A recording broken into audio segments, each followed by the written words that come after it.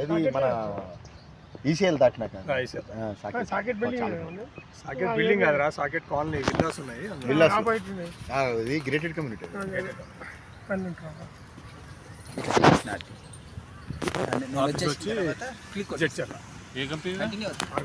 Video తీసినావు కదరా? ఇప్పుడు Aurobindo Aurobindo pharma GST centre GST అయిపోయింది. ఇప్పుడు అశోక్ అని ఉండే మీ దగ్గర అరవిందో వాకింగ్ చేస్తుంటే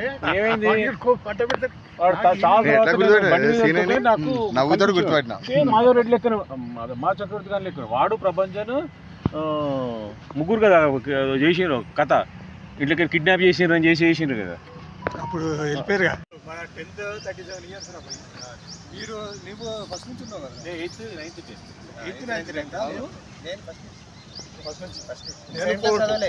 4th క్లాస్ నుంచి 4th నుంచి 10th వరకు. 4th నుంచి 10th అంటే 40 సంవత్సరాలు దాటి నువ్వు 8th క్లాస్. నేను 8th 9th 10th నైరో స్కూల్ చదివాను. మేమిద్దరం 8th బయటకు వచ్చాం. 8th బయటకు వచ్చారు మీరు. నేను 4th నుంచి 10th రా. వీడు ఫస్ట్ నుంచి ఉన్నాడు. రాజేష్, ముక్తార్ గాడు, అబ్దుల్ ముక్తార్,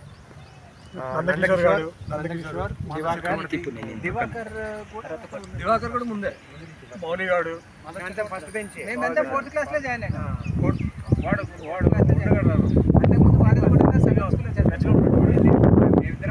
పక్క శ్రీనివాస్ ఏమైనా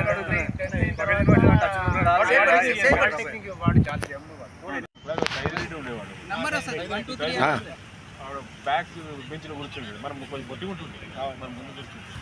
వాడు అంటాడు సార్ అవుపడతలే సార్ అంటుండే. మన తెలుసు సార్ ఏం అవుపడలేదు ఏంటి గేదె కొడలేదు ఏంటి అట్లా కొన్ని భాషలు మాట్లాడేవాళ్ళు. కెమిస్ట్రీ వాడు బట్టలు సత్తి భయం అవుతుండే.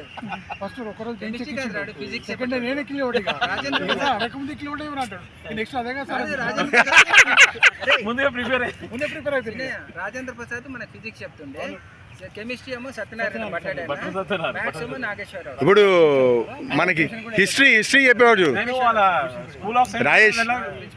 హిస్టరీ చెప్పేవాడు కదా, చరిత్ర హిస్టరీ చెప్పేవాళ్ళు కదా మనకి సారు.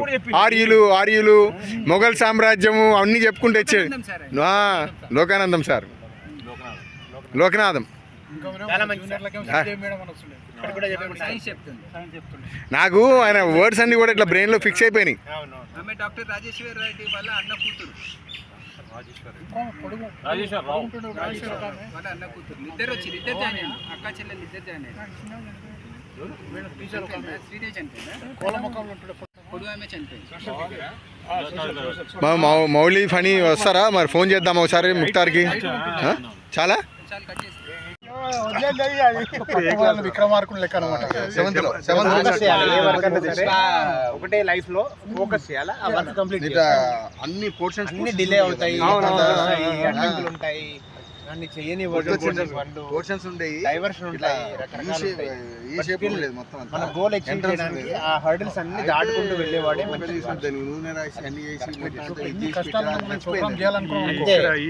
చేయాలా, టైంకి రావాలా, వచ్చేసి నాకు కిస్మత్ తగ్గట్టు నోముల ప్రకాశ్ బిల్డింగ్ అపార్ట్మెంట్ లో మీటింగ్, అదో పెద్ద ఫ్లాట్స్ నువ్వు నేను కలిసి ఇద్దరం పోయి మీ ఇంటి దగ్గర కలిసి ఉండి తర్వాత నేను పోయేవాడిని. 3 o'clock లంచ్ అందరికి. నువ్వు ఎక్కడ ఇప్పుడు? అశోక్ నగరేనా? ఇల్లు అశోక్ నగర్ ఉంటాయి. పార్సిగుట్ట నుంచి అశోక్ నగర్ లోపల పోతుంటే వారికి కూడా అది అక్కడే కదా. హిందీ టీచర్ కదా, బాజు గల్లీ మే.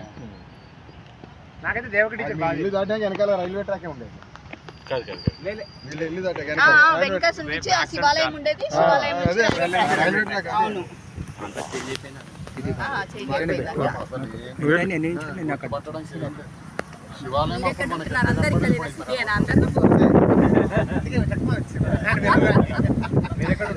మేము నాగోల్ బండ్ల కూడా లేకపోతే నడవదు. ఆ రోజు ఏది లేకపోయినా స్కూల్ అయిపోయిన వెంటనే ఇంత గోధుమ పిండి తీసుకు ఎవరు మాట్లాడితే వాళ్ళ ఫోటో తీయరా ఇక్కడ ఎవరు మాట్లాడుతున్నారు వీళ్ళింటికి రాజేష్ ఇంటికి ఎక్కువ వచ్చేవాడిని. నేను కూడా కొన్ని రోజులు స్టార్టింగ్ చేశాను ఫార్మా కంపెనీలో శివరాంపల్లిలో యాజ్ స్టాండర్డ్ కెమిస్ట్.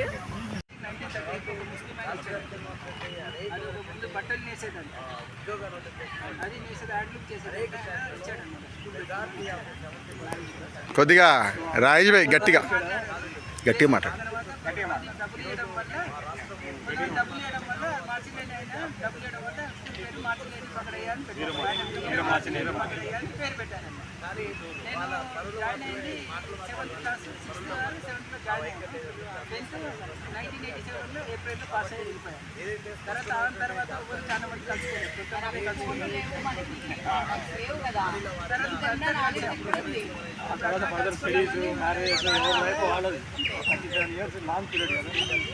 మాటలలో ఏమైందంటే చూసుకొని ఆలోచిస్తే మన ఏజ్ మనము స్కూల్ వదిలిపెట్టిన తర్వాత 50+ అయ్యి మనము 16 years అప్పుడు 10th పాస్ అయిపోయాం.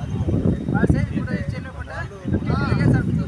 అందుకని మన ఏజ్ 58 కన్నా మనం అంతా కలుద్దామని ఈవెంట్ అది కూడా ఒక ప్లాన్ చేసుకున్నాను. బై లక్ ఏమైందంటే ఈరోజు మీరు చెప్పినట్టు ఫ్రెండ్షిప్ డే కూడా అయిపోయింది. అది నాకు తెలియకుండా ప్లాన్ చేసింది. సండే చేద్దామని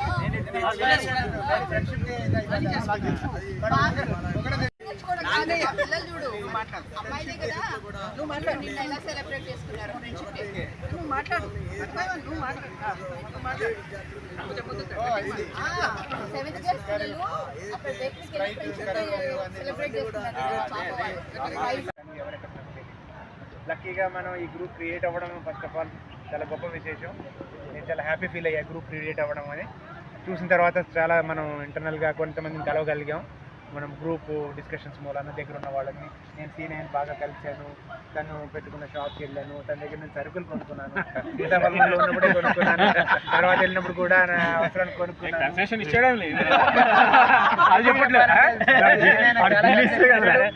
ఈయన క్రెడిట్ కూడా ఇచ్చాడు. మాదైతే పాత ఇప్పుడైతే మేము ఇప్పుడు ఈ విధంగా చూసుకొని తెలుసుకోవాల్సిన చాలా ఉన్నది. ఫాదర్స్ ద్వారా తెలుసుకోవాలి.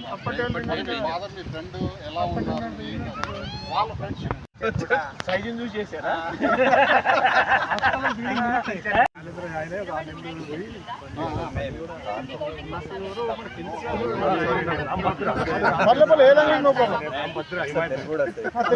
अरे हिंदी में बोलो बाबा. चलो हिंदी में बोलो. बोल रहे हैं.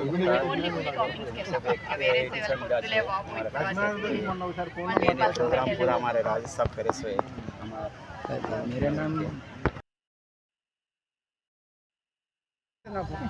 ఇక్కడ రాగానే ఇడు ఊరు నుంచి వచ్చాడు. నేను ర్యాగింగ్ చేయాలి. అప్పుడు ర్యాగింగ్ ఎక్కడ ఉంది? మా స్కూల్ చూసి భయపడ్డాడు. భయపడ కొత్త వాతావరణం చూసి భయపడాడు. ఇదే పర్సనల్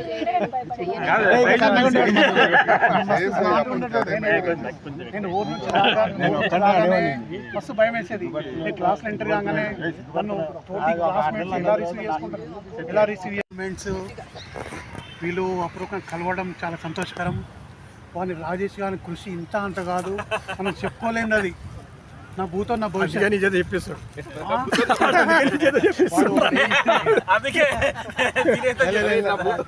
వాడు ఏంటంటే ఫస్ట్ వాడు నన్ను ఇన్వైట్ చేశారే నువ్వు కండక్ట్ చేయ ప్రోగ్రామ్ అన్నాడు.